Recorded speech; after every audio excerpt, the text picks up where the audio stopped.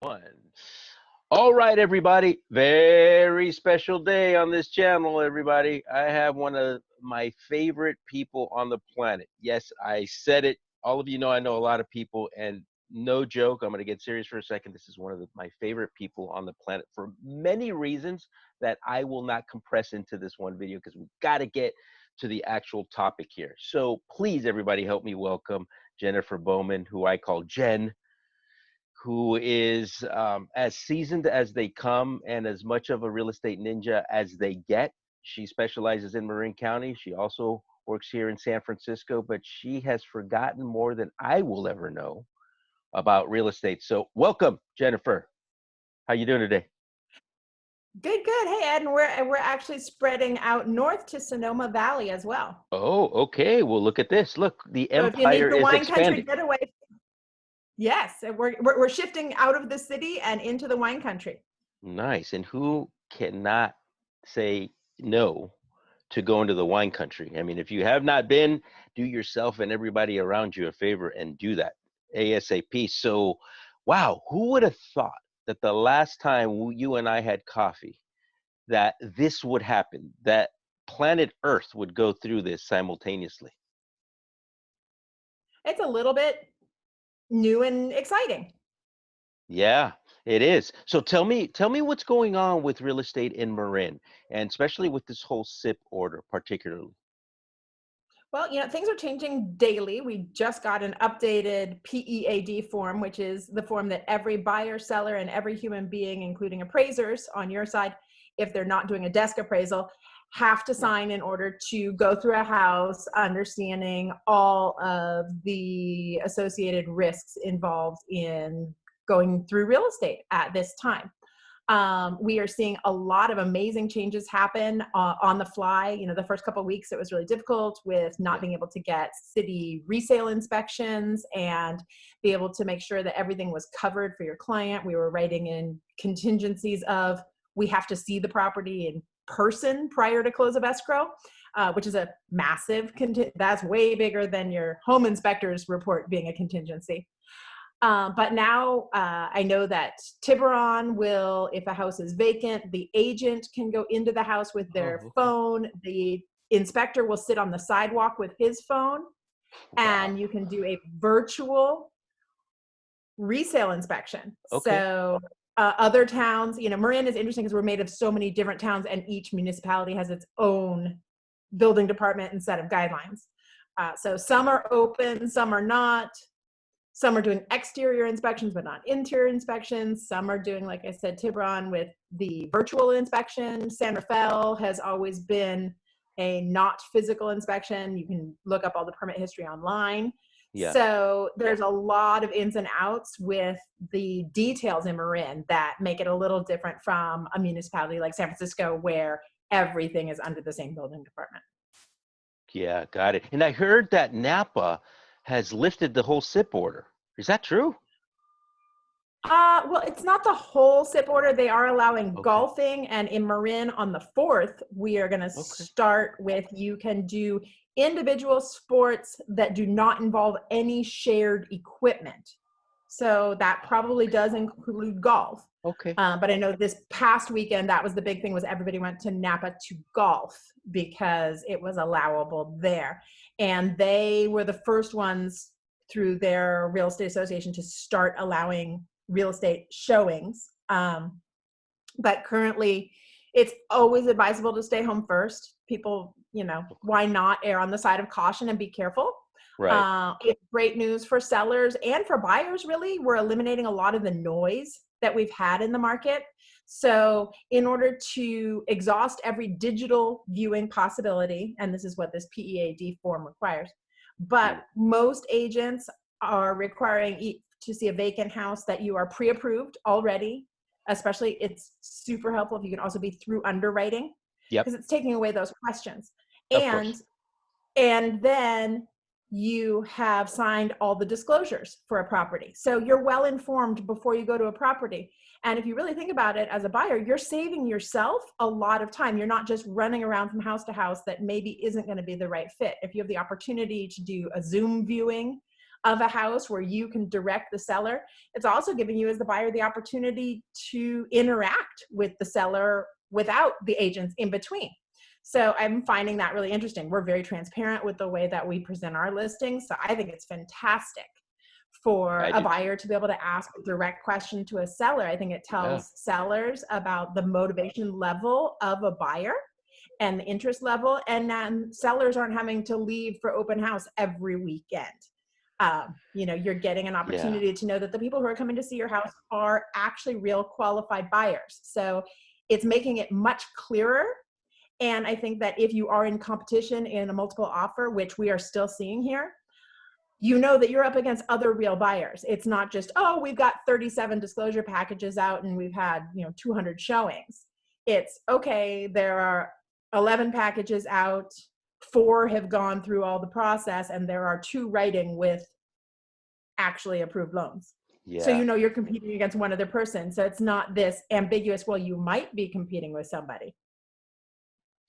Yeah, So I I think love that, that. This is the silver lining that's come out of this, right? Among other things, but we're seeing more seriousness, if yeah. for lack of a better term, in the whole markets.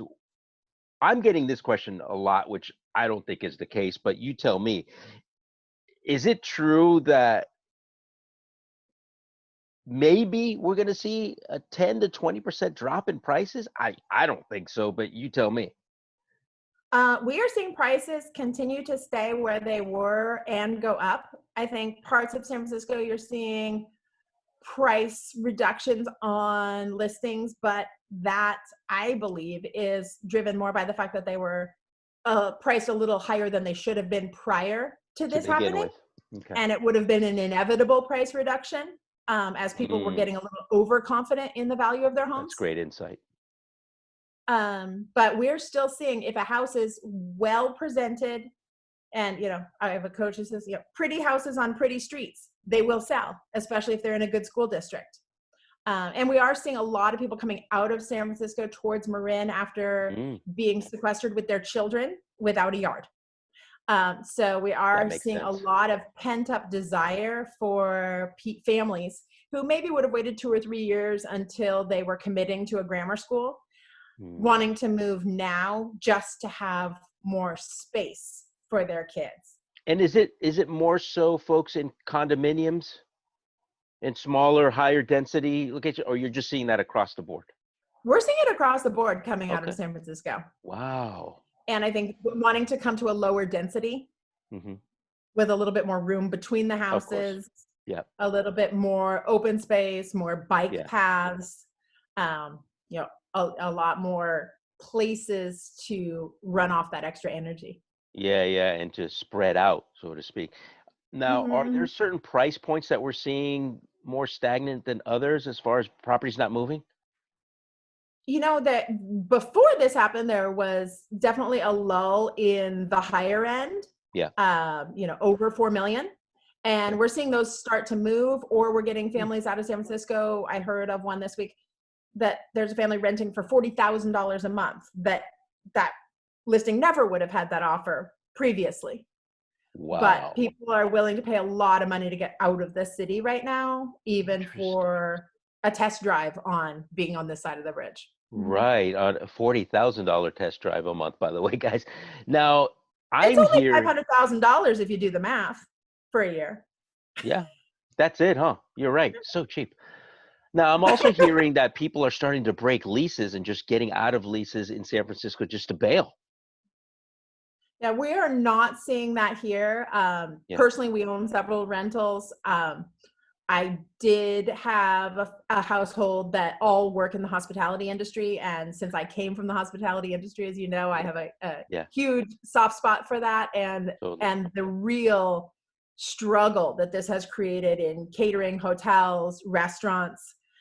So we did reduce rent to try to give some help and assistance or forbearance to our tenants who were in that scenario. And we Yeah. also have tenants who surprisingly are in some of our other units who are first responders. And for the first time ever, all the rents in that whole building were paid on time. Wow. Okay. Okay. So So what would you interesting tell? dichotomy. No, no, no. Yeah, no, I get it. Now, what would you tell somebody who's qualified and thinking about buying right now? Because there's a lot of fear out there. You know, sometimes, you know, it's the deer caught in the headlights. They just Mhm, mhm. freeze and they decide, no, you know what, I'll wait. Yeah. What would you tell that person? Well, I think we're going to have a really unique scenario here, Yeah, especially in Marin County, where we have the normal group of San Francisco people who want to move to Marin to establish their school district. yeah. And that market usually starts in the spring. That has all been pushed back now. And there's a ton of inventory sitting in coming soon that agents are aware of, Oh, but that okay. you can't see on Zillow or Trulia or But you can Redfin see or it. Realtor.com. If you have an agent who Uh-huh. is connected, you will have access to those properties long before they go onto the open market. Can you talk about that for a second, Jennifer? Because this is a question that just popped up. Because, in my opinion, the thing that separates the real ninjas in real estate and the not so ninjas is one of the pieces is having that network of other agents who understand where you fit in the hierarchy, your experience, and your hustle. Talk about that for a second, or how that makes a difference when you're going to select an agent. Well, I think when you're selecting an agent, you're really selecting somebody who's going to go to bat and negotiate for you and get you the best price possible. Now, that Yes. doesn't mean they're going to get you the lowest price possible. It could mean in a multiple offer situation Yeah. that they're going to get you the house. Yeah. And even with what's going on right now, pretty houses on pretty streets that are well presented Are selling. are going to get snatched up Yeah. fast Yeah. because somebody is going to want it more than you do. Yeah. And so it's That's true. really sitting down with each house. And my job, if you write an offer, Ed, or one of your clients writes an offer, just write the offer. Let's get it out there. Yeah. My job is to keep them talking to us. Yeah. Keep the game going, right? Keep the volleying. Mhm. Yeah, that makes And a lot of sense. you know, there are going to be some deals out there. There are going to be some families who are in distress needing to let go of a Yeah. property for all sorts of personal reasons. I Mhm. know of several that are that way right now. Wow. Either they got transferred with their job, or they inherited a house and they can't afford to manage that house because they already have a household of their own. Yeah. So they're just at a point where they need to let the house go. And so there are some opportunities there if you have an Mm. agent who is really connected to the coming soon market and spends a lot of their time developing relationships with other agents. So the big things you want to look at is somebody a good negotiator? Is somebody well connected? Are they well versed? Are they Yes. experienced? Yes. And ask them how are they going to win for you? Yeah, I love that. And I on mean, the listing side, go ahead. our job is to get you the highest possible price for your Yeah. property and make sure that we cast the widest net possible. So with Vanguard and our network, I belong to several top agent networks across the country and globally. And we have offices in Sonoma, San Francisco, Palm Springs, East Bay, and Marin.